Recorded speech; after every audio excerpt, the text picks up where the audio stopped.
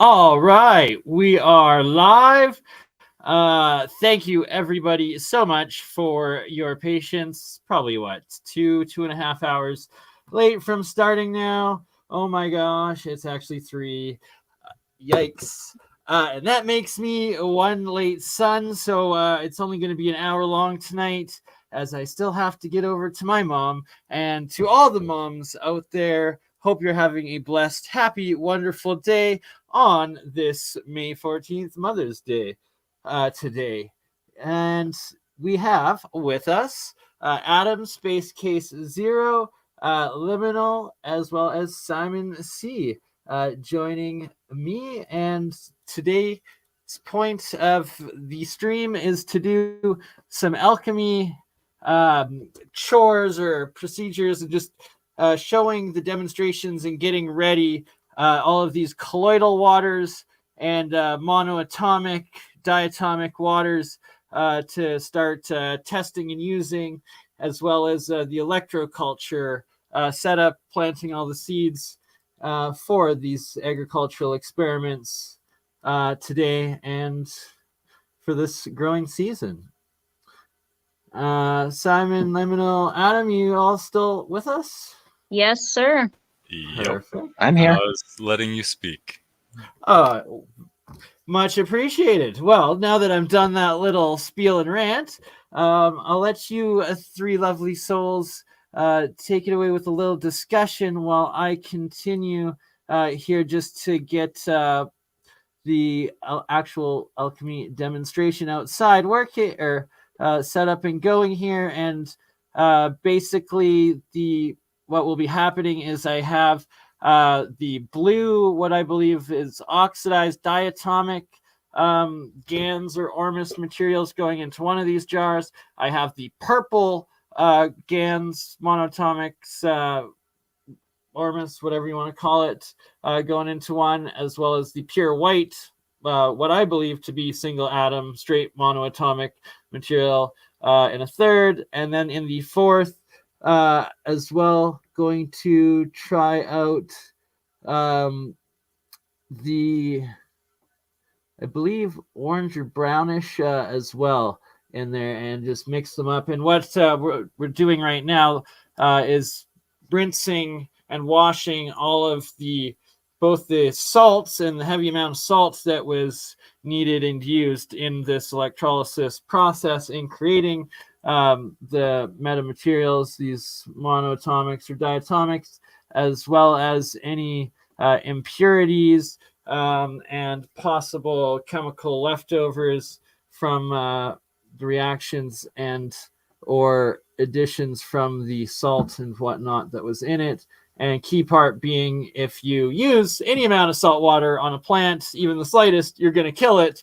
So don't salt water your plants and then think that this stuff is toxic for the plants, because in fact it's the salts that definitely killed it. Well, we will find out over this course of this year if the blue diatomic or the purple or the red materials hamper and damage crops and plants and whatnot, or if white, like the monoatomic, the white stuff that we tried last year where it gave exponential growth and yields, or something in between. It might actually be interesting to test that on a sort of salt-hardy crop to see what the result is. Saltgrass. Saltgrass takes salt from the soil and puts it up on top of the leaves and deposits it in a neat little row at the edge of the bottom of the leaf. And so is asking for, and that is another part that we are going to discuss and play today, actually. So I'll do the live demonstration for the first half, or maybe so it might be 2 hours, but the second hour will just be the replay of my interview with Matt from Cultivate Elevate, myself and Campbell, where Matt gives off several of the most simple and well-used aerials for electroculture, and that is also one of the tests or I guess plot one of the garden feeds for the things that I will be doing here as well, along with MonoAtomic, is one of the planters that will also be electroculture. All right, enough of my rambling. Let's be serious. Please give your thoughts while I get this going outside.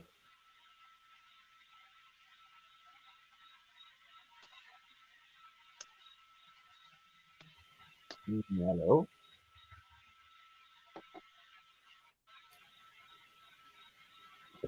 See now, Adam, Liminal, Simon, you're Yes. gonna. Oh, okay. So you three, you're still there. Okay, I got. Sorry, I just need you guys to make a little bit of conversation while I move outside and start working with this stuff because I'll be muted for a couple minutes. I've got a comment on the electroculture antennas. I've been playing with a high voltage handheld power supply. It limits 300,000 volts, but it's not going to make nearly that much because it's only 3 watts of power out. And I've been pulling down the energy from the sky just for personal reasons out in my garden. And in the winter, it showed up in vortexes. It's really easy to feel when it's pouring down when you actually high voltage yourself. And you want to be holding the positive, so you're getting the electron charge clusters coming down. And now that it's summertime, it's not coming down in vortexes. It's everywhere really even, and I can suck it out of the air 3 to 5 seconds. It's totally gone from an area. So I'm thinking that probably all you need is an antenna, just copper wire high enough to start pulling those down more than the trees around you, and it's going to focus it right in your garden. I don't think it needs to be very complex at all. At least that's my take on the antenna design. Just a piece of grounded copper wire, and you ground it right where you want that energy to go.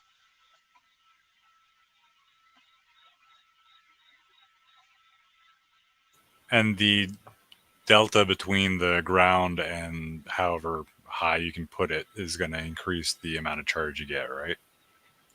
Exactly. And the high voltage thing, I'm pointing negative toward the sky, so it's simulating me being on a really big mountain. So I get hit first.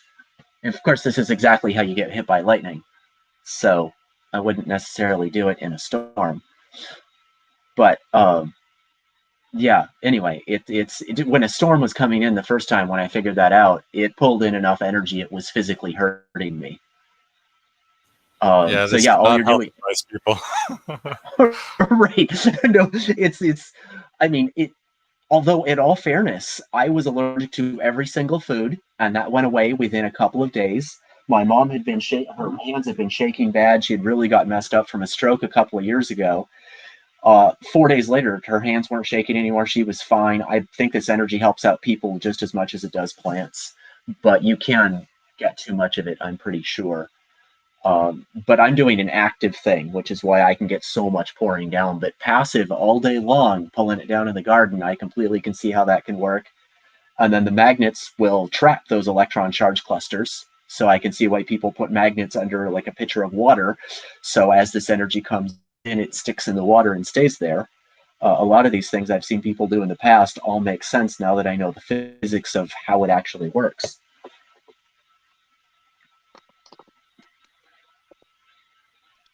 Oh, I suppose I can't see the comments because Bernie's not here to put them up on the screen for me. Oh well, if you're on your laptop, actually, Adam, you're right. It should give you on the top right. Yes, and if I click that, my internet doesn't have enough bandwidth and the whole thing dies. I've tried that before. Oh dear. I know not to click on that one. Is my sound a little better now? How's my sound? I can hear you. Decent? All right. So, of course, when I set this up started setting this up 6 hours ago, there was plenty of sun going on, and then, my ridiculous self, it gets dark by the time we actually go live. Let's see if I can move this closer to give better lighting. No, that one. It's always a problem with the lighting. Unos momentos, por favor. But we have, oh, maybe this guy, the purple, the red, the blue, and the white metal materials that we will be making the pure or the colloidal waters out of. And the key part is that all of these colors of materials come off of the anode pure metal elements, and it doesn't matter which elements they are, they can all turn into these seven colored transmutational states of metals, as Sir Isaac Newton called them, and as all the ancient alchemists refer to them in these different states.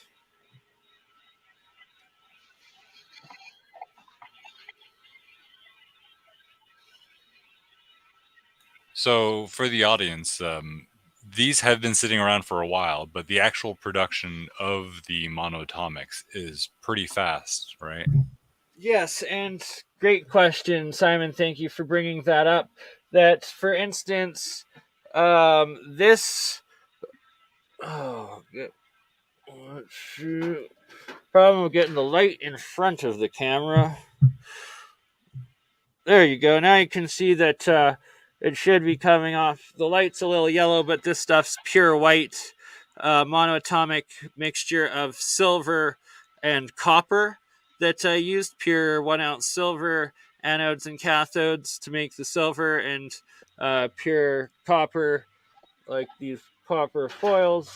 Only I had one of them nano coated, which is another process I will be teaching in the very next alchemy lesson in showing how to actually make all of these.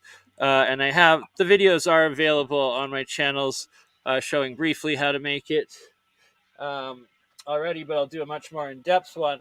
But the main thing is when you connect and for any novice starting out, I would recommend going to the Keshi Foundation and downloading and using their what they call their Cup of Life blueprint, and it shows how to very simply and cheaply nano coat just copper and set up copper with zinc with a couple small wires, basically just scrap metal.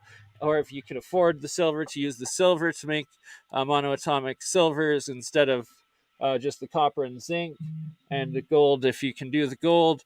But that if you use electric current like I do, it happens a lot faster.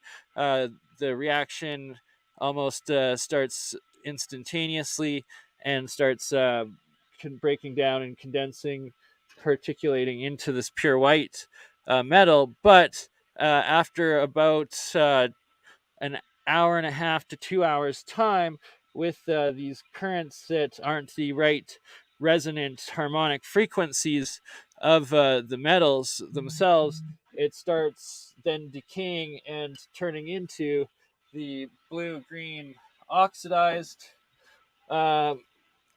diatomic metal mixtures. And this one is just pure copper that is in that pink red active crystalline state, which I also believe could be this red metamaterial that some science and uh, conspiracies and legends about them are. And that what's really fascinating is this yellow orange brownish layer that's now mixed in and kind of formed on top, a top layer over the blue green.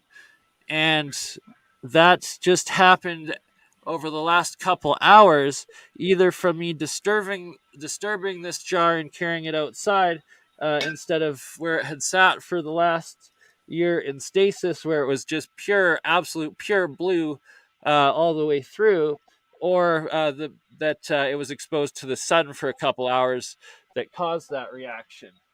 Another one to show is when I first started doing my streams, this was absolutely pure white.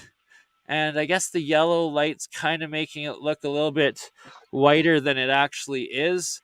But it's got a very heavy purple tinge to it. And that was caused, even though the majority of the material I had in here was about 4 or 5 years old and had stayed pure white in that time.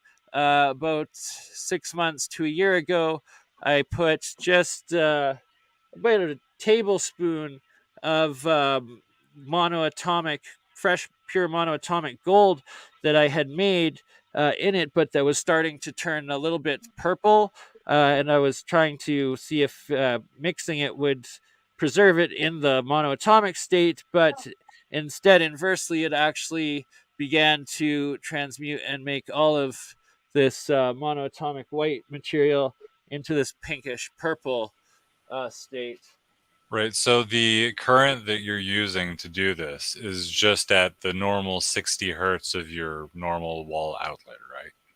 Yes, sir. And then I use like a little USB block plug-in, and then a micro USB wire plug-in that I cut the male end off of, and then use the positive and negative sections to connect to the corresponding electrode. Positive red being your anode that breaks down, and the black negative being the cathode that nano coats, and that the hydrogen, atomic hydrogen, starts coming off of and producing from the electrolysis in the reaction. And that's the AC, and that's like the one that's least stable. I would recommend, and I'm doing it more for experimental purposes, that if people are going to try experimenting with this at home, I would instead recommend just using a simple AA, AAA, or C battery instead, a DC battery, and that it will run the reaction a little bit slower, but it'll run for 2 to 3 days before draining the battery, but it will be a consistent white monoatomic material pretty much the entire time of the reaction process that it runs, unless disturbed. Sometimes it will cause it to start oxidizing and producing the blue-green diatomic instead of the white. And here is stuff that's a little bit more purple. Let's see if we get this light, maybe. Oh, that's even worse. Come on. Yeah, it looks more grayish on camera, but Yeah, it's like I see that. It's a shame you can't see how purple. Oh well. so Yeah, that well, one is made of gold, you said? so this one was this had, it's probably about only 5% gold, 50% zinc, and like 40% silver combination of three different metals that I each got to turn into the purple state and then mixed together for this experiment. So to be, and I should clarify that for these experiments there are a combination of each of these colored Ormus scans materials. Each one is a combination of pure copper, zinc, silver, and gold. I don't have specific ratio percentages, but on average, no more than 5 or 10% of the gold, as I only put in total 10 grams of physical gold eroded into these reactions here of this collected material. There's probably about 3 full ounces of silver that went into it, and you Well, you probably say that there's 3 like or 4 10 times that. grams of gold, and like a gram of gold is what, like $90? Exactly. So this And it is was, very expensive experiments to conduct. yes, and this is the one that has the most gold in it. That actually I mixed probably about 50% silver and 50% gold combination that this one was, and that when I mixed the monoatomic gold with the already made pure white monoatomic silver, I hadn't flushed the salt out yet, and the nano crystallized gold that was still dissolved in the water then bonded with the monoatomic silver and monoatomic gold itself, turning it into the gold crystal instead of it keeping the white state. So will be interesting to try it. So I see someone in the chat asking, what is the end goal? So the end goal is to for this set of experiments is to test to make sure that see if the oxidized materials is a harmful negative effect on plants compared to the control of the regular tap water. So yeah, I should probably, I guess at the end I'll finish explaining this and then go take up all the planters that I have planted. But I have 5 planters already planted that are identical, like materials, soils, size of pots, and seeds of identical flowers. And I think a little bit of vegetables, sunflowers, marigolds, and lettuce, I believe, are what's planted in each of them, so that there'll be a control planter that is just the tap water. There will be the white monoatomic and gold colloidal waters to try to replicate the exponential yields, like of the lettuce that the 6-foot lettuce plant, and like the extra large 3x size kale and spinach results from my garden last year that got the colloidal waters and the monoatomic gold on them. So to get extra yield on the monoatomics, to see if the diatomics are actually harmful, or if they are neutral, or if they will also give a increased yield. Who knows, right? It could turn out any way. And vice versa, also the purple state materials as well, because you get heavy metal poisoning by consuming some of it, which I believe to be the diatomic oxidized blue stuff. But the purple, there's rumors that it's magical and helpful, but it could also be toxic, extremely volatile, reactive, and real science here, seeing how it's going to turn out. So, And Bernie, what do you got in the purple container? the purple one is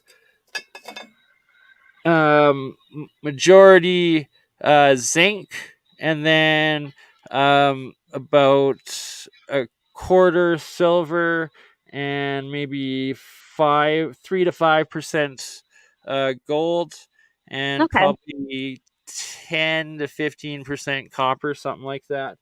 Okay. So there's those 4 metals basically in all of these, in all of the waters that will be, just not specific ratios known, but that there is at least a minimum of 5% of each of those metals in each of these combinations,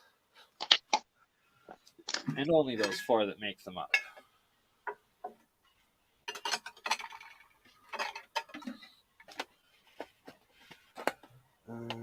Oh, and the red. Let's see if we can show the red.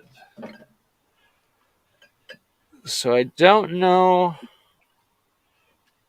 And then, sorry, lastly, there will also be one planter that is with the electroculture antenna design and stuff going into it with normal water. I'm not sure if that's showing the redness, but almost looking more purple on this camera now. But the alchemists refer to this red state material as mercury state. All the metals turn into it. recently Jeremy Reese did an episode on breakthroughs on this red state metamaterials, and that it's actually a form of hydroxide, I believe, that they were using to get that red state. And that's kind of why I need just a simple mass spectrometer to see if, for instance, there is actually any mercury compound in these red states, at which point that would verify an actual real metal cold fusion transmutation of one metal element into another. But I think, yeah, we'll probably do the red as well. There will be blue, there will be red, there will be purple, there will be white. No, I only have 5. So it'll be blue, purple, white, control regular water, and then the electroculture one with regular water. So there won't be the red this year. We'll test that in the next year or something like that. But I just wanted to show the demo of how, when they're sealed and settled, and there's a differential in the copper and zinc and different metals that I use, that it creates the red material at the very bottom of the jar substrate that collects, and then at a certain line, it also then above in the water will either make the white monoatomic or the blue oxidized diatomic materials ongoing out of the pure metal themselves. But then the actual metals that remain are also in a full red state color, and that's what Sir Isaac Newton stated when a metal is in that active live state, that it can be transformed from one element into another actual element. What salt do you use in with the metal when you're electrolysizing it? Usually I use just sea salt. I also had used regular table salt, some that was iodine or So just sodium chloride. iodine or whatever, but it seemed to give the same results. But I do need to start actually experimenting, recording, and using different salts, running the same basic electrolysis experiments and breakdowns to see that it does indeed give identical results. Have you tried things like sodium hydroxide? I do not believe so. Jeremiah might have a bit, as also Esoteric Gold may have. Well, I know Jeremiah's star in a jar thing. He used various hydroxides, sodium and calcium, gave him slightly different results. Correct. Would you guys like to see the nanoparticle gold turn into monoatomic?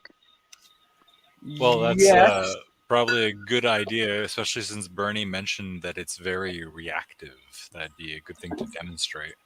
So Yeah. give me 30 more seconds first just to show here what I'm doing. So I'm going to start by pouring the purple one here, and that I'm pouring this salt water out, and then the purple monatomic material into this jar, which I then fill with regular spring water to rinse it and get all the salts out. And on that, I guess I should actually do that.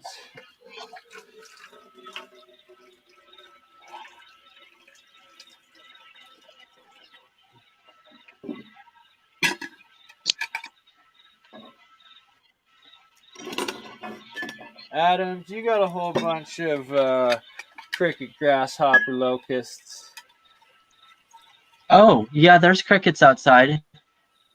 It's quite relaxing, actually. I didn't think about that as a noise. I literally don't hear it anymore. I have to agree with Bob John in the chat that it would be very interesting to shine these under a UV light. Yes, indeed. And it just so happens that I do have a UV black light. And for the most part, they don't really tend to be that. What about that red splotch, since that was seemingly from exposure to the sun? Ah, yes, good call. Not really. Strange.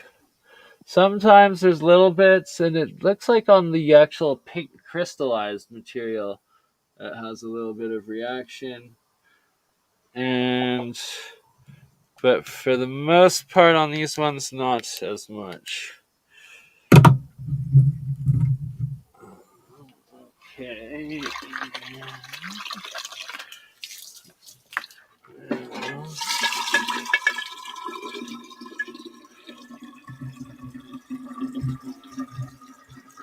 So, Bob John, the quantum dots that they use in monitors these days, they do start off very similarly to how Jeremiah and BurnEye and Esoteric Gold are making all these things. It's just a question of stacking other atoms on top of a monatomic piece of whatever until it's the right diameter so that when you excite it, it puts off the right frequency of light.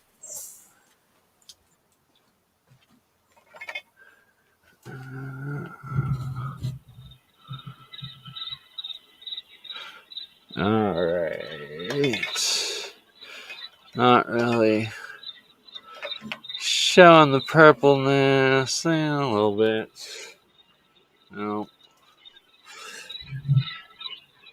How long does it take to settle? Usually about an hour, I'd say, and it's always pretty cool to watch.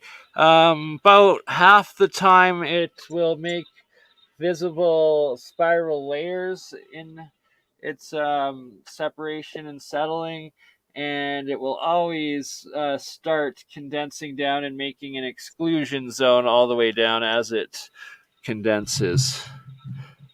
But on that note, we will come back to it, and let Liminal please do show how to make that purple gold. All right, just give me 1 second.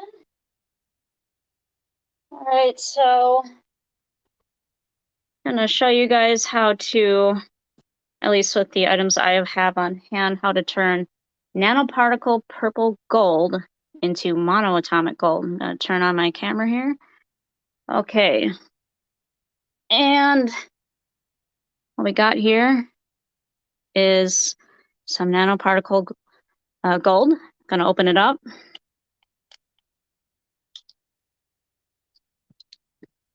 You can see it's quite dark. The size of the particles reflecting the, correlating wavelength of light. It's a blackish purple color. See if I can get that a little bit closer.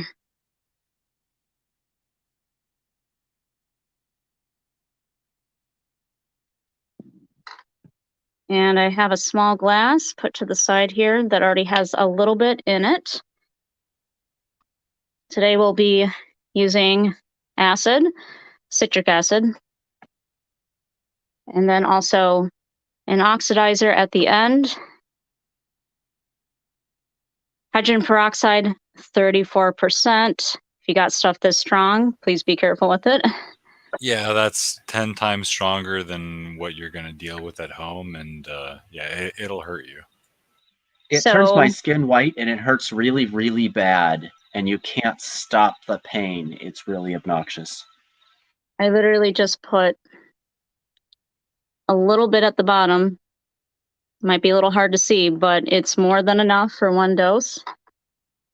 And I Do you I'm have a gonna grab. scale to quickly weigh the amount of gold before you put in, just so people can know the ridiculous amount that you're actually investing into this experiment? Yeah, I actually tolerate this quite well. You could put in.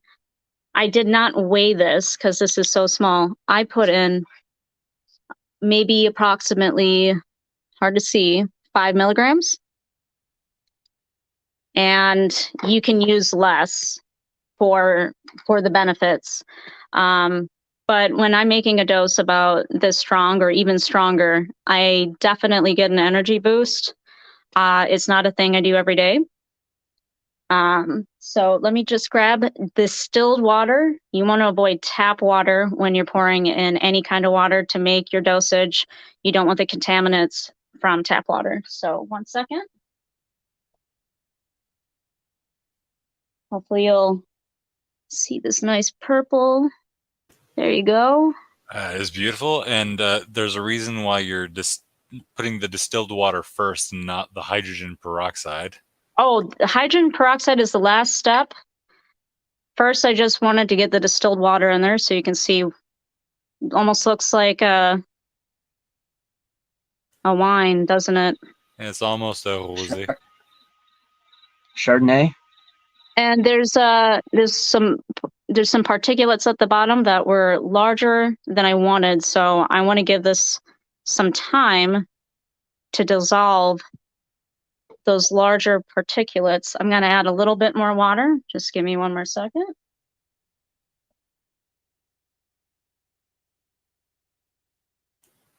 So if you put the hydrogen peroxide directly on the gold, it would basically explode, FYI. It would totally ruin it, and don't consume it, please. So.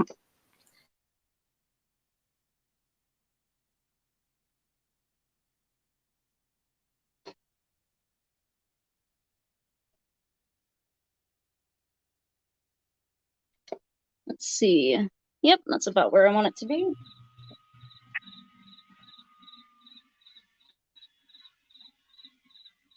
And I just want to give this a minute to try to dissolve some of those nanoparticle gold pieces. This is a process that does take a number of minutes, but it's fairly quick considering some other processes.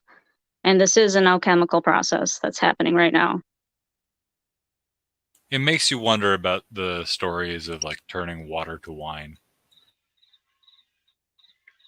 I hadn't thought of that. You're right. Oh yeah, and the Joe cell actually is an invention out of Australia that really makes you think about that, and claims, and pretty much the videos seem to demonstrate turning water into pure oil. So I'm just checking at those. There's one chunk of nano purple gold in here. I want to make sure it dissolves a little bit more before I add the next step, which would be the citric acid. So sorry, just there's a lot of swirling going on in this process. I notice you're not using a stirring rod. Yeah, that might be more ideal. There's one in use right now for another purpose. You've got it in glass. Is plastic okay or metal? I would assume metal not okay. Use glass. That's what I do. I would not use metal. Because, you know, that really strong oxidizer, the hydrogen peroxide, 34%. Oh, right. That would take apart metal. Yeah. Anyway. Don't put it in metal.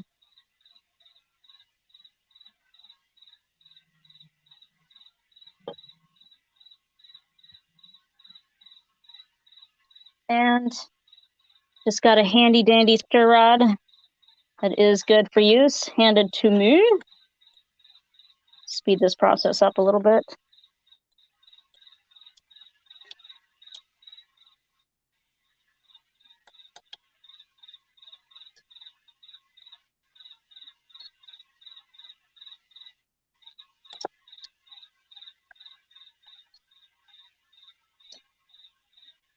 It looks like water to wine, but I wonder if it tastes like wine.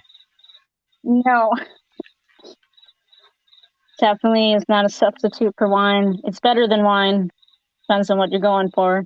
But let's see, that looks just about pretty good. All right. Gonna find a nice place for that stir rod to go, semi-clean. And now I'm gonna add some granules of citric acid.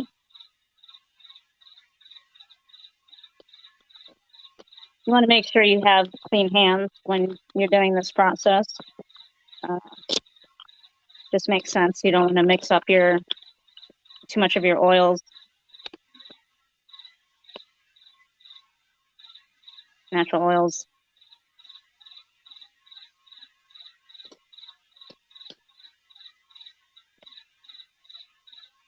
Let's see.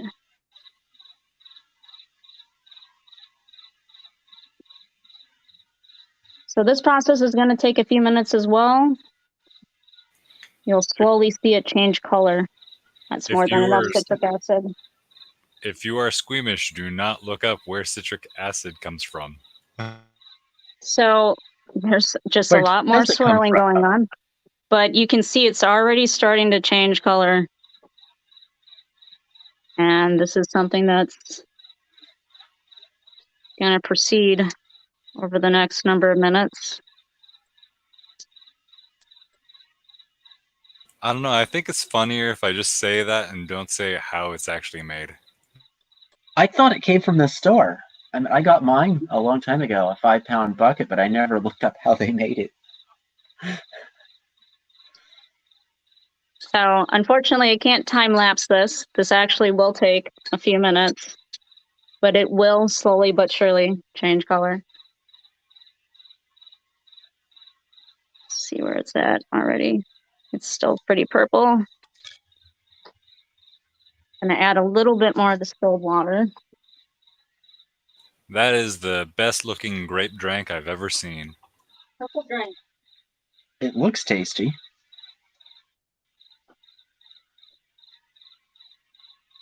Well, citric acid is pretty potent if you have it straight.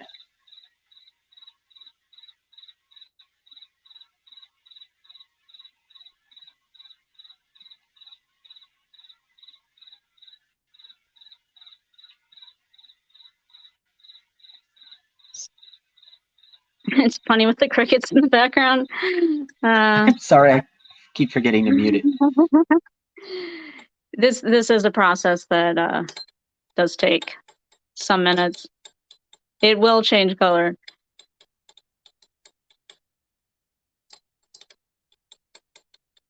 Literally, if I were to walk away from this and let it sit and come back 10 minutes later.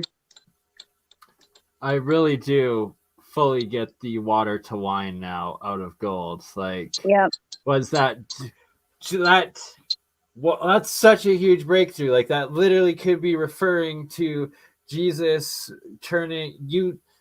making monoatomic gold in a metaphor, and that one of the processes is breaking down the gold into what now looks like wine, and then using that pure monoatomic gold, and then he made all his followers drink it, right? Yeah, they'd all get these essentially demigod qualities if consuming and drinking enough of it, as the legends go. And as Liminal stated, you've also experienced these increased energies, and like I got much more memory, like vivid memory. Like, it pretty much gave me a opposite of temporary memory loss that weed gives me, and sleep deprivation right now. So you can see how that has changed from a purple, and it's slowly going into a red, which will eventually turn into an amber. And then ideally, if you have the time at home and you had this nanoparticle purple gold on hand, you would wait for it to turn into a nice yellow. It is okay at this point to add hydrogen peroxide to show how the oxidizer is going to react. And that's what I'm going to do to speed it along here. Going to give it a drop or two of the 34% hydrogen peroxide. So you can have a bit more of a, hopefully, dramatic effect here and not have to wait 20 minutes for the whole process. Well, we're seeing it. It's pretty awesome, right? And that, like you said, and then it'll eventually clear up, and from there, percolates into the white monatomic, correct? Or is it going back into? Yeah, eventually, when you are to consume it, please make sure it's clear. No, so don't that ever actually consume it. Hold on. We're not saying to ever consume this stuff now. This is all about this is experimental. It is not safe to consume. Yes, definitely not safe to consume. The end result is for it to become clear. I'll just leave it at that. And each of these processes we're testing on agriculture, right? We're doing it with the plants. That's the whole purpose of this, so that if it's safe, then we can move on to self guinea pigging ourselves on a higher. So if I had just walked away and left this for did you lose me? You guys can see me still? No, yeah, we lost Bernie. Whoopsies, sorry about that. I hit the wrong button. Okay, so if I had the time, wow. If I had the time and just left it for 20 to 30 minutes, it would get here. But I'm speeding along the process, so you guys see how the citric acid and the hydrogen peroxide form acid hydroxide ionic bond, which is stripping the electrons from that nanoparticle gold, is changing it from purple into this lovely amber color, and eventually it will become clear. You went from wine to beer. That's a serious downgrade, in my opinion. Unless it was wine to vodka. Oh, wine to beer, then to vodka. It's clear. But yep, so this process does take time. You want the end result to be an absolutely clear liquid. I could probably add one more drop here. See if I can get a little bit more of an effect. Normally I would just add one or two and wait. Yeah, you don't really want to be drinking that peroxide either. That stuff will mess you up.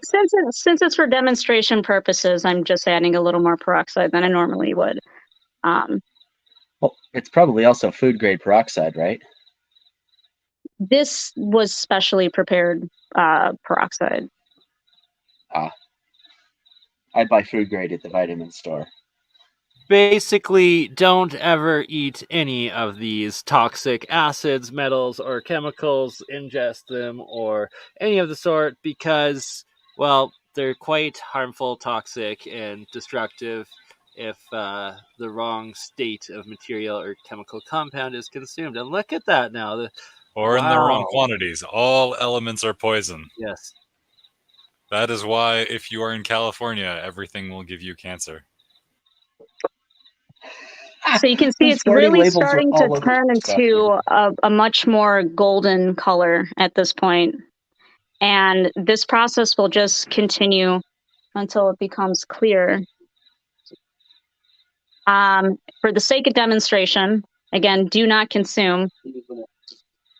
I'm going to use a little bit more of the citric acid. It was a pretty strong dose that I put in there. 5 milligrams is quite a bit.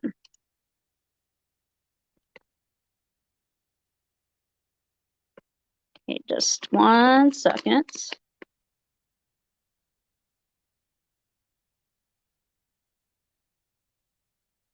So you want to add this, distilled water first, then the citric acid. And once it turns to a nice amber, or if you wait long enough, a yellow, you can add 1 to 2 drops of hydrogen peroxide, and you wait. But if it turns out that you made your dose too strong, You can come back around at the end and still add a little more citric acid, but you want to make sure that it is first the nanoparticle gold, distilled water, citric acid, and then followed by some time. Then you add the hydrogen peroxide. I'm just adding a little bit more citric acid at the end here. That's okay. And as you can see, that extra citric acid was what was necessary for a dose this strong.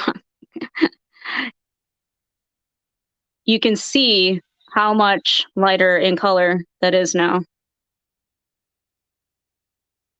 It's gone from a deep golden yellow to a light yellow. Yeah, you're past logger at this point. Have you worked out the chemistry of it so you can figure out the exact ratios and weigh them out first?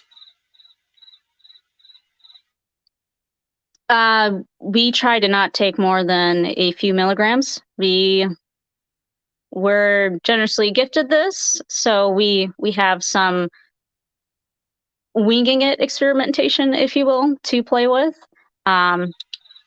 If you're looking for That's an as bad. exact recipe for this little chalice, no, I don't have one to give you at the moment. But look at that, you know, another 5 minutes and it probably will be clear. It's already almost there. So you're as bad as me with pulling lightning down from the sky. Oh, by the way, I Well, did run my you high just go out voltage into thing the field. inside, and I did get a lightning strike above me when I turned it on. It scared the heck out of me. And my friend 2 miles away called me up to ask if I had heard it, and I'm the one that set it off right above my head. Thankfully, I was So, inside a building. yeah, yep. Please don't do that. I So won't do it again. I just want to admit that I am unfortunately demonstrating with yellow lighting, so it can be hard to see how this is actually getting really quite clear. That's ambient lighting from, you know, a yellow toned light in my room, but this is almost let's see, I'm shining at it and looking at it in person. This is practically clear, just the slightest tinge. So you're seeing the color from, you know, the platform and then the yellow lighting, but this actually has now become clear.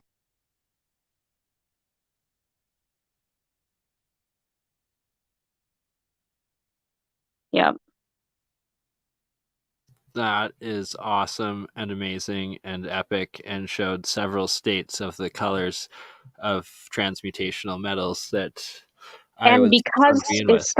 because it was such a strong dosage, at the end, when you get this process, if you can add more distilled water to make more portions, if you will, for your experimentation.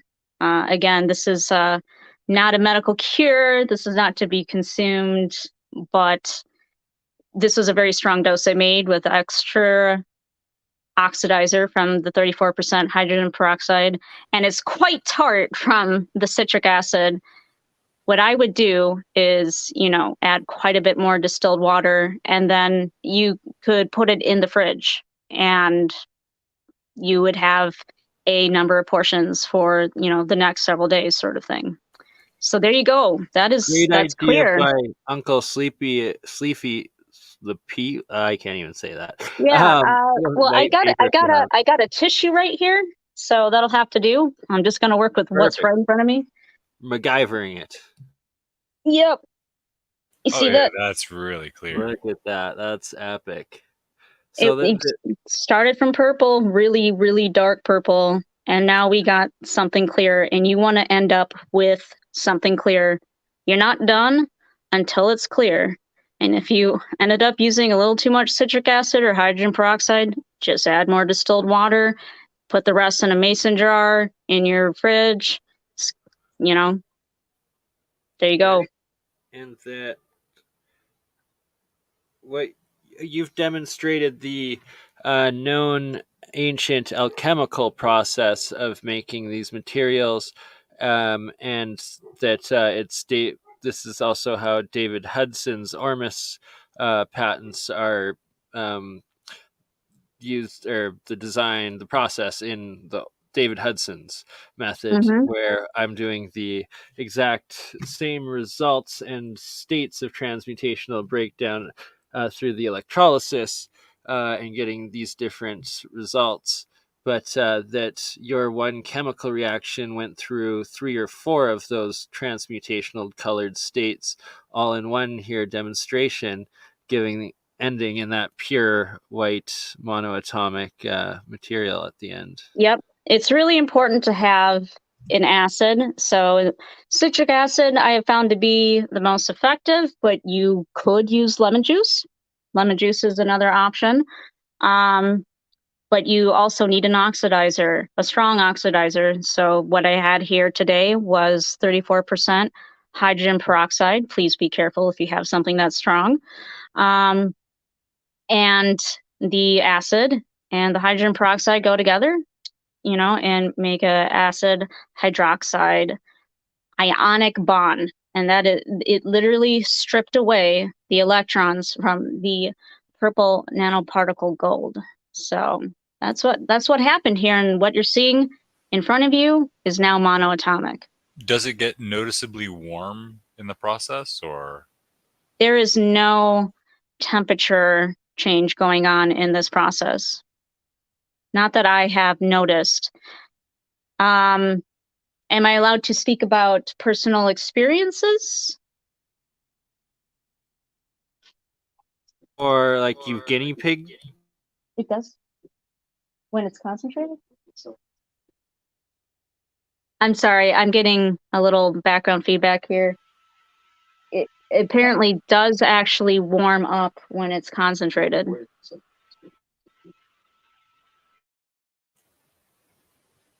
Yeah, I just wanted to know when it's in that volume of water, if the exothermic reaction is enough to make a So noticeable if difference. it is concentrated enough, apparently there can be a reaction where it does boil.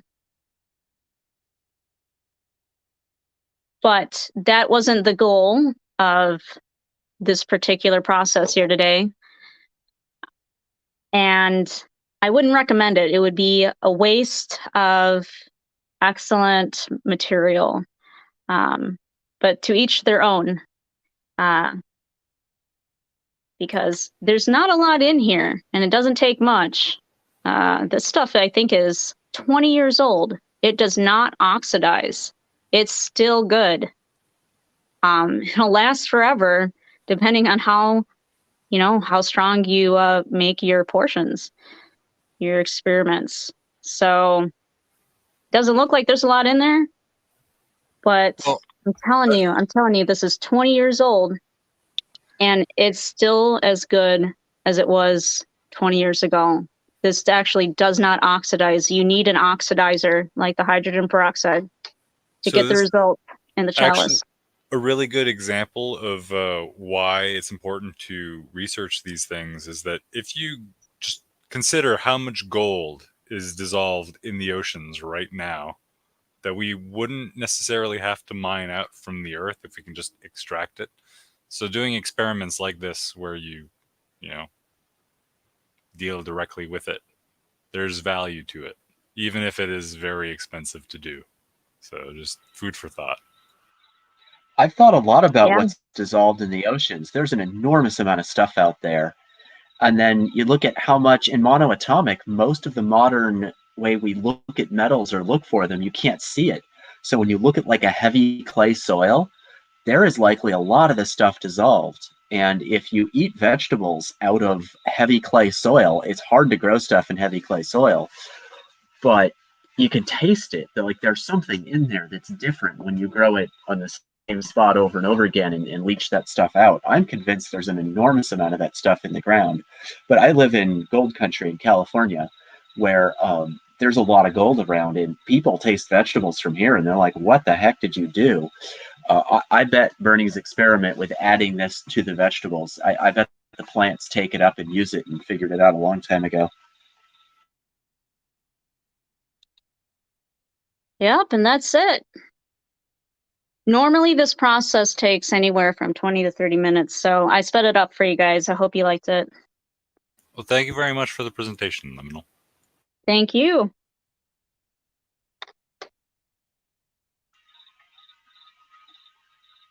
Experiment camera is muted, and what are we looking at? I believe that's a spice rack. That makes sense. I was wondering what that rod was there for.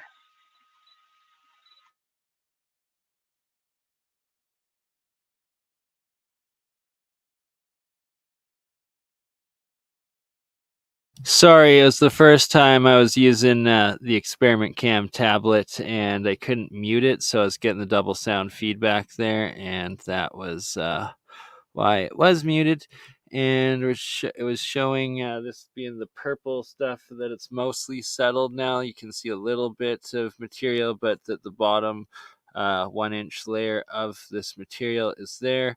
I'm going to end up repeating this process, rinsing both the blue oxidized as well as the pure white monoatomics, as well as rinsing this purple material probably 3 times more to get all of this salt out to start these experiment processes. And the watering, let's see here, the laser, you can see, can it? Yeah, it can kind of pick up a bit of an exclusion zone at the top, and then gets much more cloudy, still settling as you go down more. And I also rinse this one here too, another one of the purple, silver, gold, and then you get down to the bottom, and it's so thick that you can't get through any light. Same with this stuff, and that's the actual monoatomic material itself, or diatomic. And then the colloidal water that we'll be using is the water that then dissolves these metal particles in this plasmoid state, and the nano metamaterial that it is, and that then uses it, or provides it to be used for the plants which we're testing on. And that's the whole purpose of this, is we're first doing tests to see the effects on plant life before ever moving on to ourselves or animals, and risking harming or poisoning or serious side effects that might possibly happen with the different chemical compounds of just adding oxygen or hydrogen atoms onto these metals, turning them into the oxides, hydroxides, etc.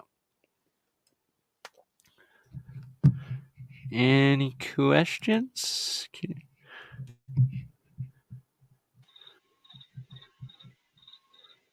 Apparently, the crickets have questions.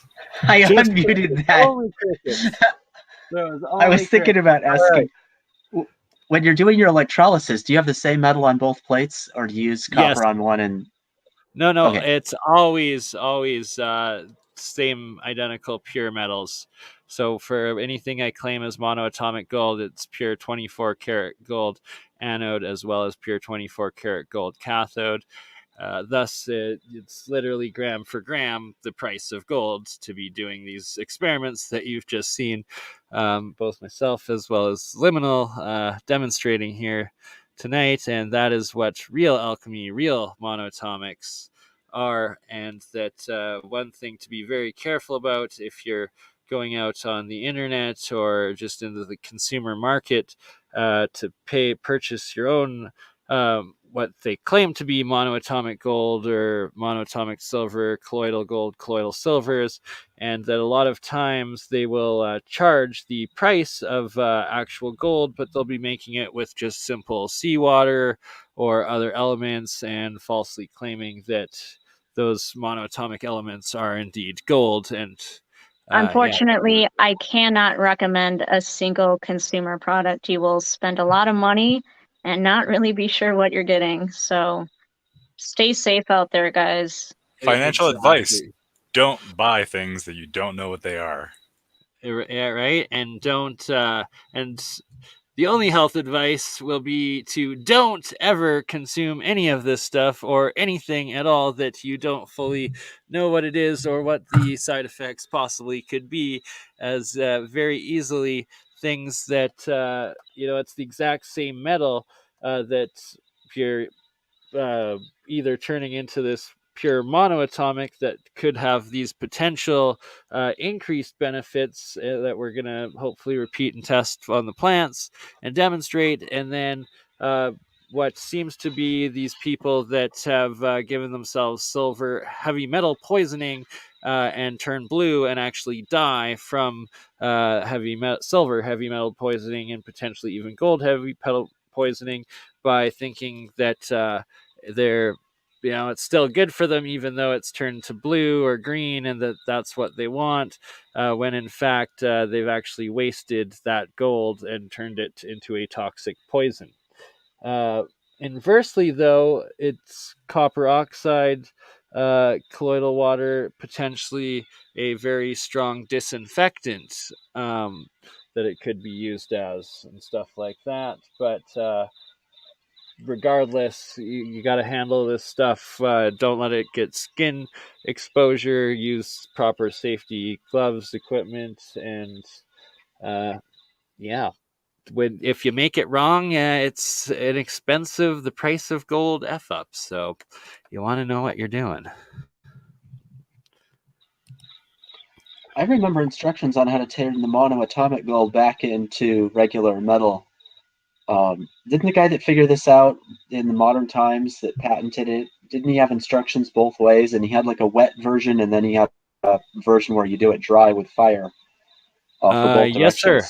You are correct. I Okay. do remember that. It might be David Hudson. I'm not 100% sure. Jeremiah, if you're still in the chat, I believe Jeremiah actually has reproduced turning it back into gold. I'm not sure. Liminal, do you know if he has? I know Mike Esoteric Gold definitely has, and that's going to be probably the next alchemy stream lesson that we do is going to be trying to reproduce that exact effect of turning it back into gold or into the metals.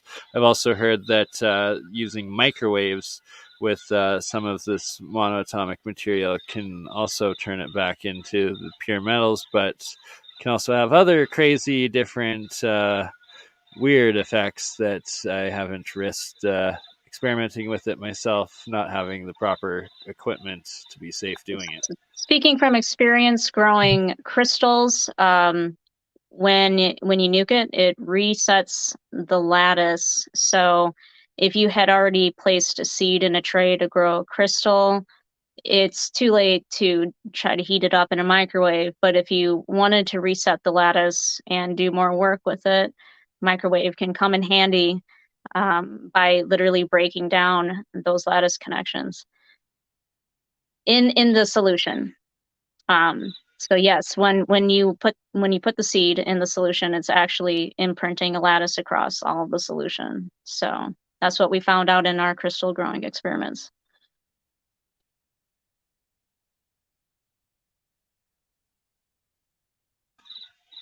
That makes me want to get a microwave oven. All right, I've got a couple stashed away to try it out in a field with a giant extension cord and see what happens. And apparently, the rumors I've heard is if you mix different metalled monoatomics, combining them, that you can potentially transmute them into brand new elements where it combines the atoms' nucleuses together. Not sure on the accuracy of that, but fascinating and something that needs to be experimented with and delved into as it's a potential breakthrough technology. One of us needs a mass spectrometer so we can verify this stuff. Exactly. That's what I'm saying. More than anything, this is why I so desperately need a mass spectrometer, because even just testing the metals in these different colored states, if any of them have a new element compound in it that that instantly will verify and prove a transmutation of one element into another, and be a complete breakthrough verification of cold fusion, as well as ancient alchemy and all of the legends, rumors of it. Have you seen the X-ray fluorescence identify things? They're little handheld things. You can point it at metal and it will tell you what it's made out of. Those used to be giant. Last time I played with one, it was the size of a room, but I've seen them on the internet. The And now ones for testing like sheet metal to see if you're not being screwed. Right. Yeah, they're not super accurate, or they weren't last time I checked. I mean, good enough to like tell if you're more or less in spec, but okay. The one that was the size of a room, I remember playing with that. It was incredibly accurate. That's when I went to college for physics. They had that all set up. That was a really neat toy. And I remember something in all the stuff that was cast silver. It came up with a weird spectrum line. Nobody could figure out what the heck it was. And I've always wondered what that was, because it was even silver I cast myself. The only thing I can think of is maybe it was some sort of crystal, because if you start putting weird stuff in there like diamonds, it'll come off at a different angle, and you'll see other stuff when you start getting crystal structures in those. So I know they do have some problems, but yeah, if the handheld ones aren't very accurate, that's not going to help. honestly, what BurnEye needs the most right now is a signal generator and a Yep. variac, because that Indeed. way you can 100%. I could expand so many of my actual experiments and test exponential step-up processes and theories that I have with the electrolysis cold fusion. Yeah, it's not just the materials that are expensive, unfortunately. Well, Right. so you said you're using 5 volts at what, somewhere between 1 and 2 amps probably. Did you need a regulated DC power supply that'll do like 2 volts or something and let you set voltage and current? Because those things are really cheap on Amazon or eBay. That is something else I really need to actually get into. That is something cheap. That will be the first step that if you take will get in the next week or couple weeks here. Like if you take a sample, right, and you weigh it, and then you say, okay, well, here's a specific amount of current that I'm going to put through it for a specific amount of time, and then you weigh it after, you can see how much material you lost, and you can figure out what's the optimal rate. You got it. Exactly. Start doing like precise recordings and experiments, measurements, and real science that can be peer reviewed, essentially. Remember that your current density, how big your area is versus your current, and at least in electroplating and a lot of that other stuff, that's the critical number, not how much current in general, but the actual density. So if you have a smaller metal plate, you're going to need less current. Okay. So that's definitely a factor to keep in mind. So many different variables and factors, and that they've got so many more just of these simple little tests to do with what I have currently, just to fine tune like these processes, and like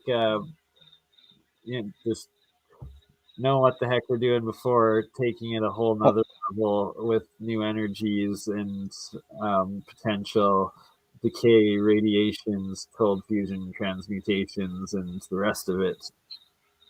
So remember, I went to college for physics, and I worked doing electrical engineering for years. I'm good at that. If you need any help in those categories, I absolutely just email me, and I will help with whatever I can. Deal. 100% take you up on that. All right, give me 2 more minutes here, and I'll go back out and quickly pour the blue and the white materials into the jars there. And then I guess we will call her a day, as I really need to get to my amazing mom that I have almost completely abandoned on this Mother's Day, being such a horrible son. Gotta get over there. Anywho, any last thoughts, everyone? Well, I took my mom to the hardware store for Mother's Day. Yeah, I hope everybody listening called their mother if she's still around.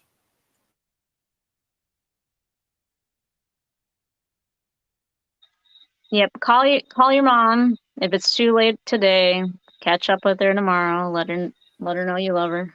At least send her a text message or something. Do other people's moms have cell phones? Mine doesn't. Mine definitely does, and I'm definitely doing that right now. Mine does, but she's also a weirdo who like wrote her own website in the 90s, so I don't think she's representative. Oh, that's neat. A web designer. Is that somebody that's going to have the earrings No, with the she's HTML code not that a say web head on designer, one she's side just and then a little closed bracket? a person who wrote her own website. You know, just I feel like there's an important distinction to make there. But you know, the fact that she could actually type it out by hand. So yeah, I don't think that's going to be the average. I've worked with a lot of web designers before, and I think I've only one that was a guy. Most of them were women and really good at it. And not young ones either. Oh, design is pretty heavily dominated by women. Just like in general. I hadn't thought about that. Yeah, it's as soon as you transition from designing to engineering that the ratio changes completely. I So wonder a how little much of bit that more is cultural. cultural. Well, like ham radio in the United States is almost all men, but you go to the Philippines and it's 80% women, and they use it for gossiping. So it's cultural how they play with ham radio, one place versus the other.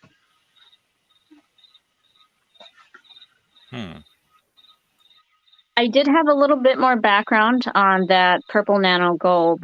And we were discussing earlier, don't trust any consumer products. Please don't waste your money. Please don't consume them. And why would this be so hard to get a hold of? The nanoparticle gold that I was demonstrating earlier, that was actually created in a huge warehouse lab with a dedicated particle accelerator and a cyclotron using the Hudson technique. So it's not something that you can easily get your hands on. And a lot of people are very, I think, correctly cautious about being wary of gold. A lot of people don't really understand the monoatomic gold. A lot of the products that are on the market are either not going to do anything or they're going to be bad for you. There's a lack of information about what real monoatomic gold is like, how it's created, and it is not something that one easily gets their hands on. So anyone that does, please be careful. Please do your research. So yeah. So what is the gold supposed to do? I mean, wasn't it supposed to increase lifespan? Monoatomic copper was supposed to make people stronger. Monoatomic platinum was gateways to other dimensions. Monoatomic rubidium fixes DNA. Do I have my list wrong? I don't want to make any claims or give any directives. Monoatomic gold has been known as very healing. It also, in certain dosages, can give you a very clear and natural type of energy. And this is just anecdotal. It's not a recommendation for anyone to go and do it. I'm just reporting on what I have heard and known. Exactly, just like the ancient legends of the demigods or the Anunnaki or whatnot, using the monoatomics or the Egyptians and Sumerians as well, I believe, and that supposedly it gave them, extended life, increased health, telekinesis, some even levitation, I believe, or something. And which element was that? Monoatomic gold, and that goes into the deep legends of antiquity. But also, I believe in like India and the ancient texts as well describes the gods or demigods, the blue ones, consuming it and using it. Well, And there's a number of saints that are claimed to have flown. There's Simon Magus, which is like his thing that he's known the best for, other than simony. But you know, right. What does the monoatomic zinc do?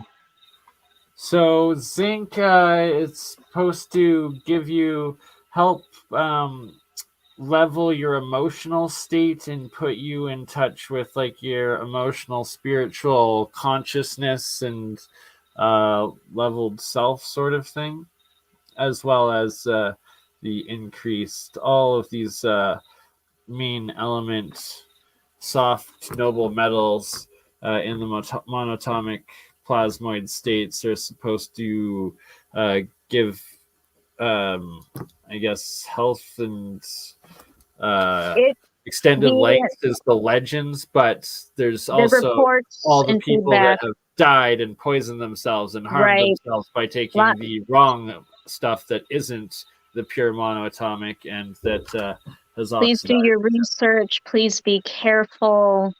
We are not Well, I mean, recommending that you ingest it. Just know what I mean, you're if doing. it has to be pure monoatomic, like what happens if you have pure monoatomic lead? I assume that would be bad. Very, very bad. And yes, don't ever, ever, ever even get the slightest amount of this monoatomic GANS lead.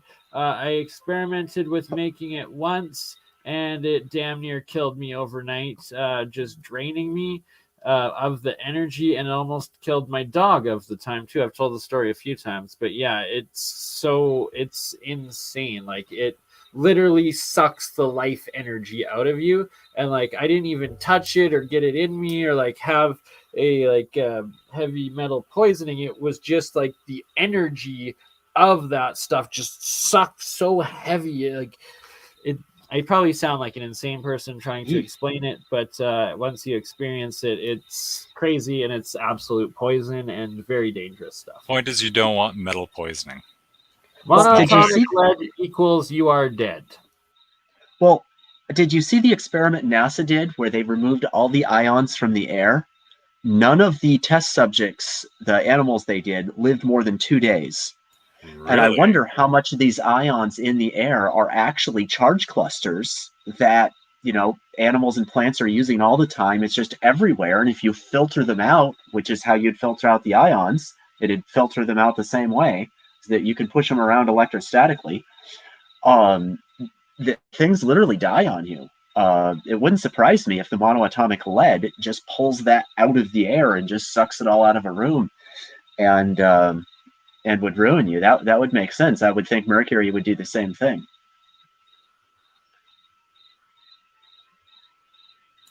By the way, the bagel. Sorry, continue. I was going to mention the bagel coil field. When I made that, I made one the other day, and I turned on my high voltage generator, just like I would pull the charge clusters out of the sun, and it absolutely moved it from where I made it, and it hit me. It hurt really bad.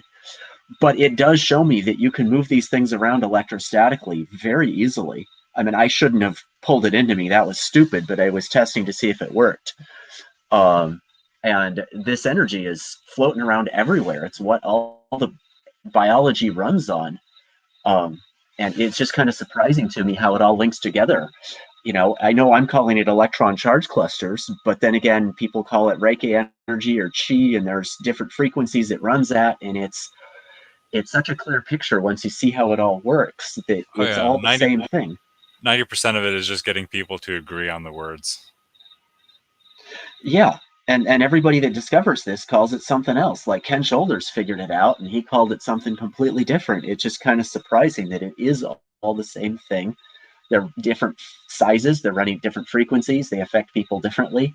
The ones I make at 60 cycles a second that are 2 inches across, I can feel those hit my body.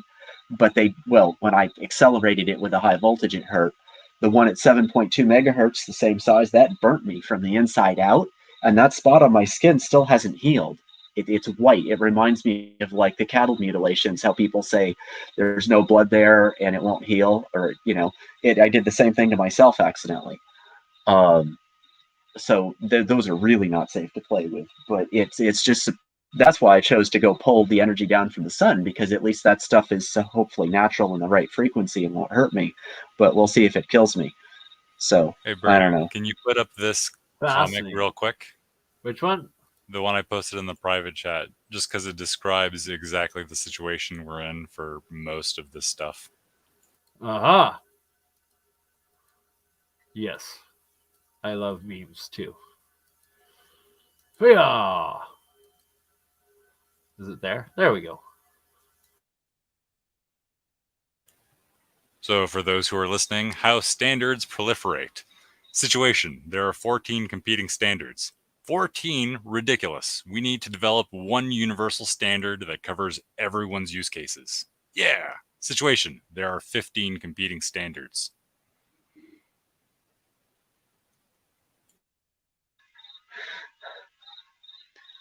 All right, so I got about 15 more minutes here, so we might actually make it to 2 hours, because I'm going to do the pour the other liquids here, or maybe, no, sorry, 1 hour 45. So, Liminal, do you mind going into a little bit more about the purple gold, and it was needing a particle accelerator, you're saying, to get it into that state? Yeah, so I was diving a bit into the origin of how that very dark nanoparticle gold was created. And apparently this was going on in a large warehouse lab approximately 20 years ago. There was this large, obviously not as large as CERN, but a large dedicated particle accelerator. And they were using, God, what was it? The Hudson technique to create what initially was a white powder. And you would think, oh, white gold, good to go. But they actually had to continue the purification process. I'm not privy to all the details. I just know that this stuff is super hard to get a hold of because of how it is processed with this type of equipment. So yeah, I mean it when I say that this stuff does not oxidize unless you use an oxidizer. This is 20 years old and still is as good as the day it was made. It's just sealed in this little container and, kept away, for moisture, heat, that kind of thing. And I don't know, it's still holding its integrity. That's why it's so important that you would go through that process that I demonstrated, and you would want to make sure that it is at the final stage, absolutely a clear liquid. And in this particular demonstration, I just want to emphasize, I speeded up the process for the sake of time. And if you were to do that, you could always dilute it with more real distilled water. I know some people were expressing concerns about not checking the labels and not knowing if it's sterile. Yes, we're actually using distilled water. So if you're doing this at home, for some reason, if you somehow knew an alchemist and you got your hands on nanoparticle gold that's purple and you went through this process I just demonstrated, don't feel compelled to do it as quickly as I did for the demonstration. It takes about half an hour or more. You got to let it sit for a while and swirl it and let it sit a little bit more for it to naturally do its business. Exactly. In the process of transmutation. Yeah. You try to force it and it can't.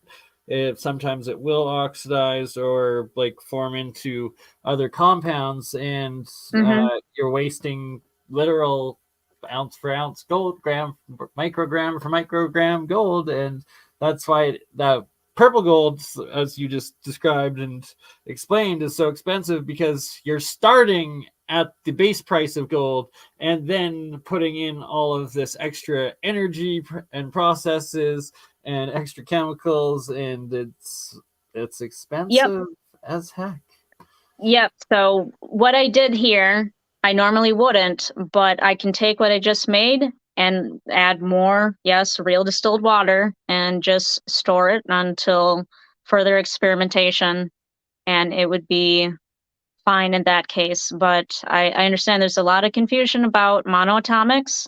So if you don't know what you're doing, don't mess around. It's okay if you're not into it or think that, might be risky, don't take any chances. So yeah, everyone be careful, be safe, stay curious, but yeah.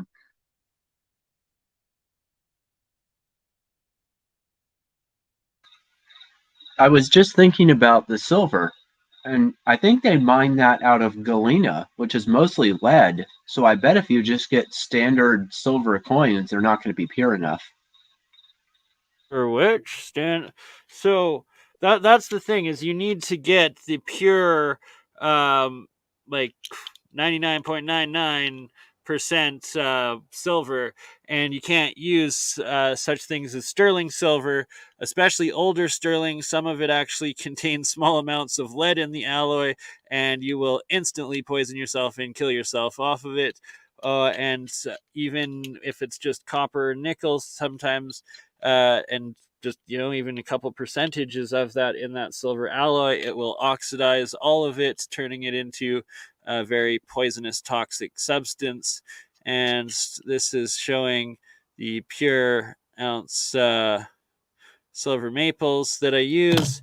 And then this is one of them after it's broken down a bit, running off of the anode side and decaying into the monoatomic material. I've So got how 100 ounces of silver, and I don't have any that pure. how much are one of those coins these days? What's the price of silver an ounce? Isn't it like something like 30 or 35 Canadian spot you have to pay for it now? Or is it? I'm not sure. How much is? I thought it was about 25 US dollars. Yeah, 25 US, I believe, is what it's listed. And then, like, to actually get it in physical spots, they give you a whole bunch of extra charges now.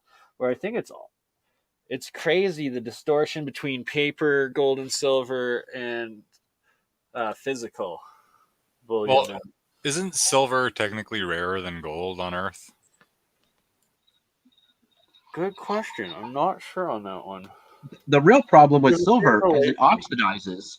And most of the stuff that's ever been mined has been used and is lost, as to where most of the gold that's mined is still sitting around. Exactly, because gold gets put into jewelry, which is then,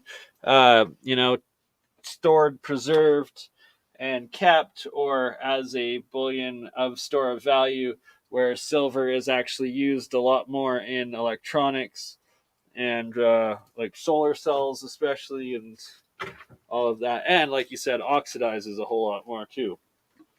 It's like in the Star Trek Deep Space Nine, Latinum, where they have to plate it with gold so it doesn't corrode. Yeah, I've always wondered what they were plating.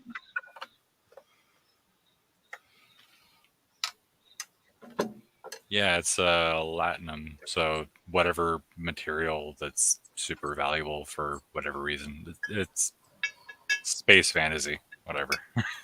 But so much of it ends up coming true. But then again, it's in space. And oh man, the Death Star that they claim is Venus is out again. And when I looked at it last time in my telescope, I saw some weird things that shouldn't have seen, and it seemed like it was actually kind of watery, even though it was out of focus. And these weird bubbles, it was really creepy. Gotta look at that again. What happens when you look in the day? What's over there? It's just the sun blocks it out too bright to see it. Huh.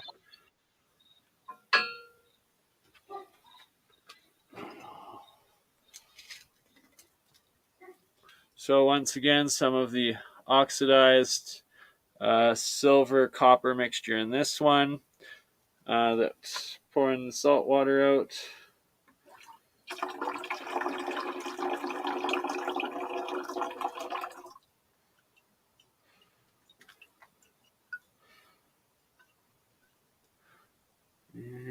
then the monoatomic or diatomic, the Ormus Gans material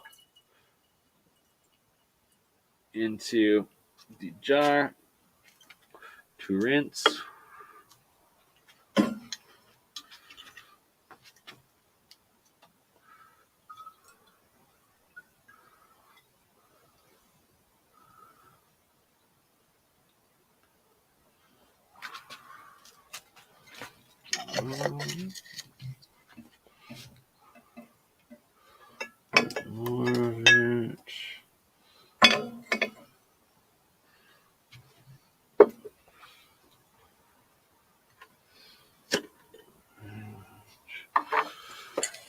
It is kind of funny that you have all these expensive metals being dissolved in like Right? I'm either a jars genius or an absolute retard, like turning gold into powder that can blow away and mixing it with other metals, essentially just corroding, eroding, rusting away. Pure metals, yay! Great store of value for this alchemist. I bought my silver because I don't trust the U.S. dollar, and well, it's better than paper money. oh yeah, I hope it pays off at some point. The yield pay off with the colloidal waters, and like personally, you know, well, we'll talk about the personal experiences of colloidal silver and gold on Rumble at a later time, but seems to have done good so far. But that's why we're testing it on plants. So, you know, eventually, if it gives beneficial agricultural results and confirmed definite non-toxic, non-harmful, might guinea pig on ourselves at some point. That's a lot more wise than how I normally experiment. Yeah, please don't blow up your house with lightning. Or yourself. Well, I mean, But the charge cluster things, Your garden with it. when I started playing with the bagel coil things, 3 of those things hit me. They burned me from the inside of my arm. The one was inside my mouth. The other hit somewhere inside me. I could barely stay awake for about a week. I got lucky that it didn't kill me. Some of the stuff is extremely dangerous and not worth playing with. But I suppose I was experimenting because Bob Grenier had asked for, he wanted to see what the bagel coil field looked like inside Xenon, which would be a really neat thing to do. But then he flipped out because I did an open air microwave experiment, which is completely not safe, and everybody got upset at me for that. So I ended up not finishing that experiment. If it starts to cavitate, supercavitate, even just through motion, not even putting extra electricity or signal energy in per se, that Bob has explained a couple times before with me that that can also cause extremely harmful radiation, and some people have definitely harmed themselves with experimenting it, not knowing the actual potentials. And that's part of the issue of the false claims that cold fusion isn't real, is that then people don't take it the risks seriously of what they're actually dealing with, and the harmful real radiation, nuclear radiation, breakdown, decay that they can expose themselves to. Right. One of the big things I think that causes problems, and why like the scientists could never find the chi or the Reiki energy, because once you make one of these things, they're electromagnetically wrapped up into themselves, and they're so stable you can't detect them. I made mine at 7.2 megahertz, and I had a shortwave radio and went and tried to find it and couldn't find it. Couldn't even hear it on the radio because it doesn't emit anything. Yet it burned the heck out of me when it hit me later. So they're absolutely real. They're just a pain to detect. So when people are playing with this stuff, it's pretty invisible stuff. Right, and it could also explain a lot of the illnesses, deaths, and mysterious deaths of alchemists in past centuries, actually making these breakthrough nuclear discoveries and experiments and stuff, centuries, if not millennia ago, and that we just didn't understand it at the time. And Yeah, please do not become another Marie Curie. We don't need more of that.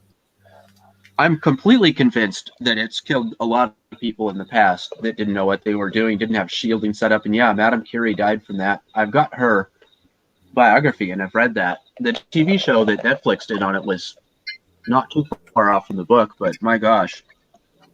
Yeah, be careful, everyone. That is not a good way to go, FYI. no, definitely not what you want to do. I need to build proper shielding. I'm pretty sure just a block of carbon will absorb most of this stuff. But Bob Greenyer seems to think it's alternate layers, so he does like aluminum foil, saran wrap. He keeps layering those. They found recently that Right, if you do microscopic layers of alternating carbon and aluminum, it's really effective at blocking radiation. They're planning on using it as a skin for satellites and stuff. Really? That's a fantastic idea. I suppose you can't get it on Amazon yet. No, but hypothetically, it'd be reasonably easy to do at home. Well, I've got a tractor bucket load full of carbon in charcoal form sitting in the middle of my garden. So I've got pretty much a limitless supply of that. Perfect.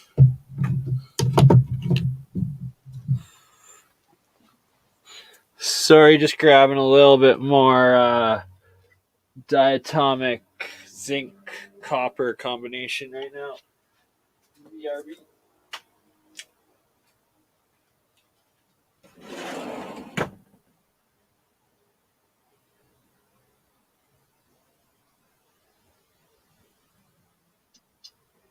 Tumbleweeds rolling by, suddenly very quiet. Oh, I'll unmute my microphone. There's the crickets. Yeah, exactly. Oh, thank you. Stay talking.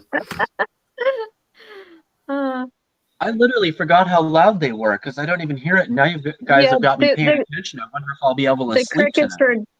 Those crickets are definitely really playing in the background the whole time I'm trying to do the demonstration. I was trying my best not to laugh.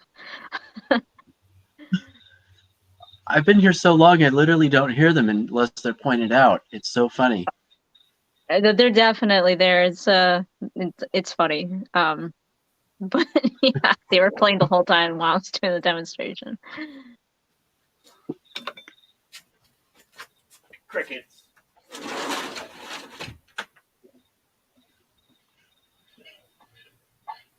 You could just show up and stay on mute most of the time and then, timely go off of mute and play the crickets. Awkward silence or someone's just, you don't know where they're going. I'm just kidding. You're supposed to be able to figure out the temperature outside. Are hilarious. You're supposed to be able to figure out the temperature based on their speed. Yeah. Yeah.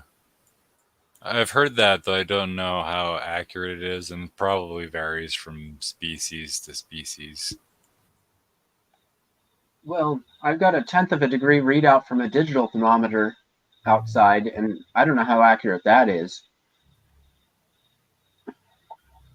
Because my mom lives about a 1/4 mile away from me, and ours is often like 2 degrees off from each other. It's the same make and model thermometer. I don't know how accurate temperature readings are in general. When you start getting down within a couple of degrees, it seems kind of random.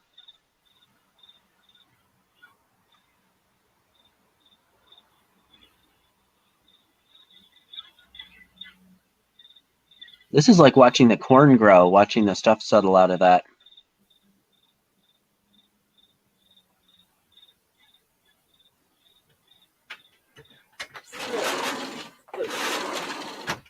All right, Am I unmuted? Still perfect. I'm back. And this was completely teal, blue, green, and just by disturbing it, it reacted somehow and turned to this brownish red mixture. Very strange. So not going to use that. Just going to keep the amount that is already there. And then lastly, quickly rinse some of the pure white monatomics, and then we will call it a day. Are you using distilled or deionized? I'm just using my regular Canadian tap water, as up here I've noticed that the water is fairly clean and non-toxic, where when I originally started with all the experiments, I ran and only used distilled water, and then after a while repeated the process with tap water, finding in my own experiments practically zero changes by using my local tap water. That said, if you do have toxic, polluted tap water, you definitely cannot use it because it will amplify all of the toxins in that water, making them into the monoatomics or the ormus, and making it exponentially more harmful and overpowering than any of the good materials that you're trying to use in that water. So monoatomic fluoride, probably not the best thing. Exactly. Yeah, exactly. Yeah, and if you have fluoride, and that's a key point that you brought up, thank you, is that our water, they stopped putting fluoride in about 5 or 6 years ago when there was a local vote on it. But a lot of places don't, and yeah, I didn't even really think of that, and that, thank God there isn't fluoride in my water, or probably would be doing harm to myself. Well, there's even discussion of putting lithium in the water supply, so... Oh. Why don't they just call it Soma? Because then people who actually read would understand the reference. Even if there isn't fluoride in your tap water, please understand it goes through a very thorough chemical purification process. So when you're doing your experiments, it is, I would say, absolutely necessary to use, yes, sterile, actual distilled water so that you can avoid complications from those other particulates that are in your purified tap water. Unfortunately, it still has contaminants. It's good enough to drink if you're not picky about your water, but don't use it in your experiments. I did a bunch of research in water systems in cities because I found out I was allergic to the fluoride. It makes my skin burn. Yeah, unfortunately, because I was trying to figure out America still has damn fluoride. Excuse my language. I'm on well water, so I don't have to worry about it now. I've just got really high nitrate levels, so I can't drink that either, actually. But there's no fluoride. The other thing, people trying to remove fluoride from their diet, the pesticides are fluoride-based, and same with the SSRI drugs and a bunch of the pharmaceuticals. So if you're trying to detox from that, it says purified water, but like purified how? You know, anytime they're using water, I just presume there's little trace amounts of fluoride in everything. It's hard to escape even if you're drinking water, you know, doesn't contain fluoride. I don't think it's a coincidence that Synthroid is one of the most prescribed medications in the U.S. Let's put it that way. Yeah, it's a boron leaches the fluoride out of your body. That's actually a pretty neat one. Now foods, the vitamins, you can get boron. It's even cheap. And oh my gosh, did that make my head spin when I first started taking it? After about a month, that was completely clear. The boron didn't bother me anymore at all, and I could think so much clearer. Yeah, I think we were discussing that like a month ago. You were mentioning the virtues of boron. Yeah, it's only 3 milligrams a day of boron, and if you're trying to use borax, which may or may not be safe, that's 27 milligrams. And it really does detox pretty well against the fluoride. But I was surprised to see it was in so many of the pharmaceuticals and the food supply. Even if you don't have fluoridated water, it's hard to avoid. I'm reading the chat. Matt asks, filter rainwater, maybe. You actually have to do a lot more than filter because there are microbes living up in the atmosphere and will come down in the rain. So you have to like Or chemicals Good that rainwater. might be sprayed in the air, and who knows what, acid rain coming down on us. yeah, Well- train derailments and stuff like that. Some pure spring water could be good. And the other thing to remember about like dew or rainwater is it comes down with these charge clusters in it. So if you're trying to do alchemy, remember that's a big component. The charge clusters are the same field as the bagel coil field, and when they collapse, they crush stuff in. That's how fusion happens. You look at nitrogen that's fixed out of the atmosphere, they tell us it's lightning strikes that does it. But why is it completely even around the whole planet all the time? It's clearly coming from these charge clusters crushing the stuff. If you start collecting that, you'll have something fundamentally different than regular water.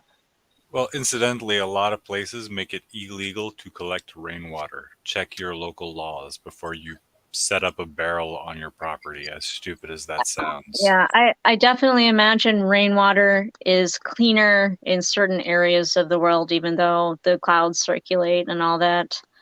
I wouldn't trust my rainwater. Don't collect it on a chemtrail day. Mm-mm. California's legal as long as it's a man-made structure to collect your rainwater. I know some states have banned it entirely. I think Oregon or Washington, they said their whole city water system would fall apart if people quit using it, even a few people. So they've made it completely illegal. It's different areas. Government ideas so good they have to be made mandatory. Right, like the vaccine. It's you need to get the vaccine for a virus so deadly you need to be tested to see if it's real. Oh, sorry. Conversation. Yeah, though that's a big subject in Canada right now also, which it shouldn't be, but it is. Well, yeah. Indeed. There's a It lot kinda that could be seems said like it's about out of that the Twilight topic, Zone episode. but we're here It's like a today for Twilight the Zone alchemy. plot. Exactly. We're here today for the Oh alchemy. yeah. No off topic. Got it. The people in chat know. They know. I know, yep, we all know. We all know. We all We know. all know That also- what's who can go. But cannot. But like the whole not buying monoatomic gold off the internet, I think it's the same thing. If you don't make it yourself, you probably shouldn't be having it. Yeah. We're I injecting agree it with into that your statement. deltoid. Who and what now? Or injecting Are it those into labeled? your deltoid. I'm about to label them. I know what each one is, but yes, I'm about to label them. Because that looks like I would forget in a heartbeat. And it's pretty easy that they're color coded, but yeah, I will be labeling them.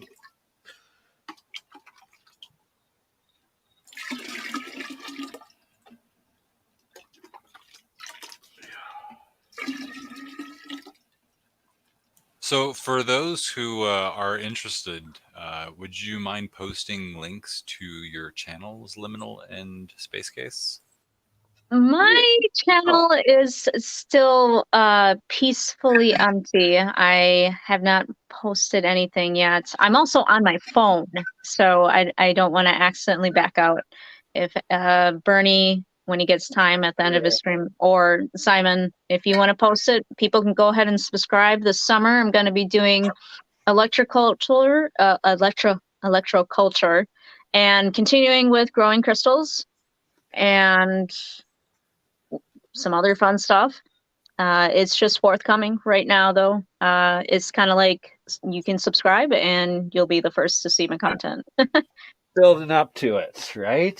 Yep, When it building up happens, to it. it'll be epic. I mean, there's a lot of stuff going on here. I've taken a lot of videos. I just haven't curated it for posting yet. Oh my god! And we're at 2 hours, so I need to go. I love you all. Closing words. I don't think I can post my thing very easy. It's the same name as I have on my screen name here, Space Case Zero, but Actually, I don't know how I to might get be it. able to. I might be able to post mine. Well, if you can post yours, can you post mine as well? I'll text you the link. Don't text me. I'm using my phone, but I did hop on my Yes, laptop Matt. real True. quick. And if I'll you can email it. email it to me, yeah. All right. Well, I posted the link to Space Cases in the Oh, chat. okay. Still thank you. getting liminals. I don't have the shorthand URL here. I'm just gonna copy paste what YouTube gave me. As long as If the you don't people have in any the chat can videos, find it. it used to be you could subscribe to anyone's channel that didn't have any videos. Now they seem to be that's harder to do now. I don't know why. Yeah, mine doesn't actually say my name. It's just like a big string of gibberish letters. I'm trying to figure out how to post what it looks like Simon did for Space Case. Also, Liver on Rumble. Please subscribe. I need to install Rumble somewhere. Rumble Or is did I? excellent. I do love Rumble. We are live on Rumble. Oh, live on Rumble, not Liver. Also, you're funny, Simon. And I just can't spell worth anything. Oh, there we go. All right. On that note, love you all. We'll do a follow-up episode on this in the next couple days, and catch everyone on the next one. Have a good evening, everybody. Ta-ta. Thank you, guys. The resonant frequency of the Earth is 432 hertz, and all music was written and played in 432, but it was changed in World War II by Himmler, I believe. It was behind it, and they changed it all to 440. So it's not in tune. That's with, right. Yes. With us and with nature and the Earth and all that. It's out of tune now. And so the picture I have up right now is one of Walter Russell's, and it's showing the octave scale and how the octave scale goes through chemistry, creation, through geometry, through sound, through light, and through color. But I mean, it's always been one of those things I've never really focused on whenever I tried learning piano, like the black keys, why are they there?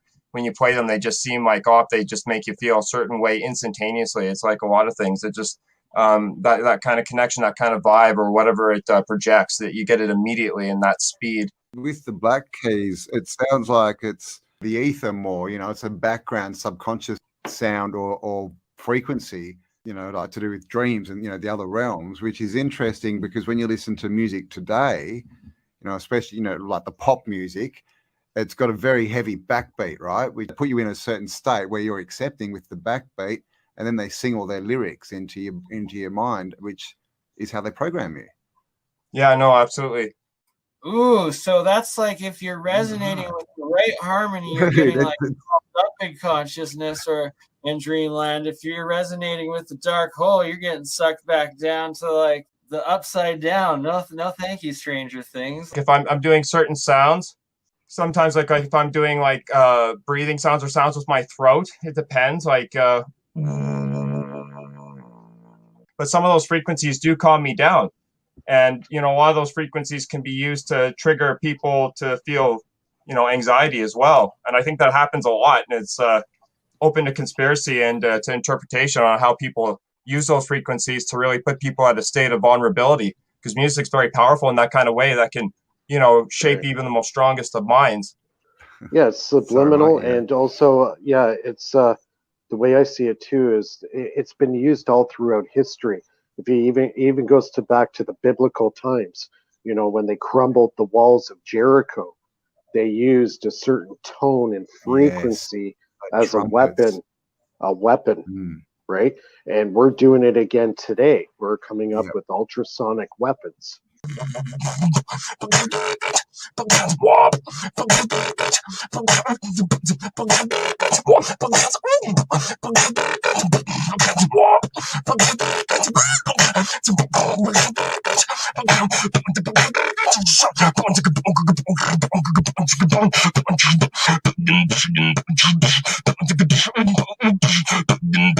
Vibrations is important. It's what makes people Yeah. feel a certain way.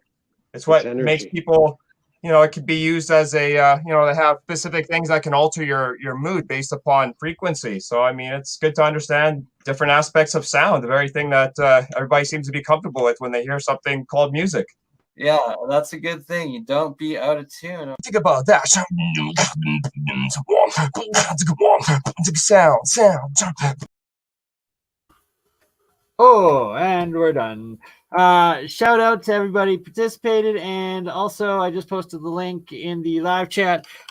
Still premiering the Dutch Sense interview on Crypto Alchemist. And on that note, love y'all. See you on tomorrow, I guess. Bye.